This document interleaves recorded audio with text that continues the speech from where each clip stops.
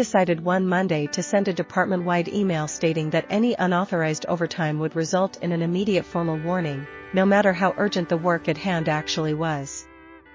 This was particularly problematic because we were in the middle of a massive server migration that was scheduled to go live on Friday night, requiring constant monitoring to prevent any data loss.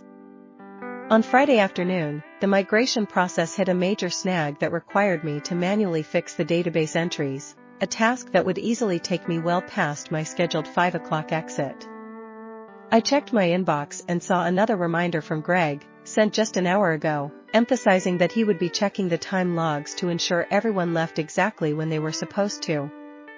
At exactly 4:59 p.m., I stopped typing mid-sentence, saved my progress on the local drive, and began the process of shutting down my workstation while the progress bar sat frozen at 80%.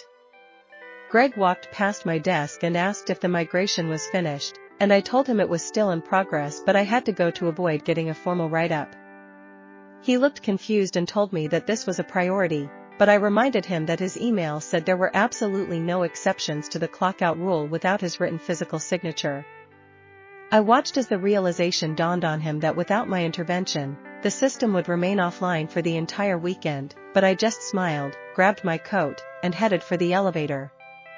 By the time I reached my car, my phone started ringing with calls from the IT director, but I had already set my status to out of office and turned off my notifications.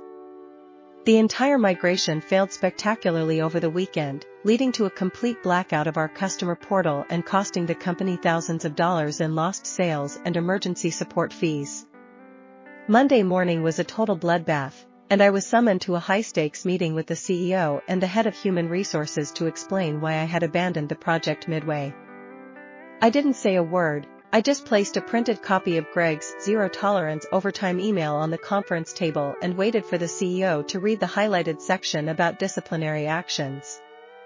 The CEO's face turned a deep shade of red as he looked at Greg, who was sweating profusely and trying to explain that he didn't mean for the rule to apply to important tasks.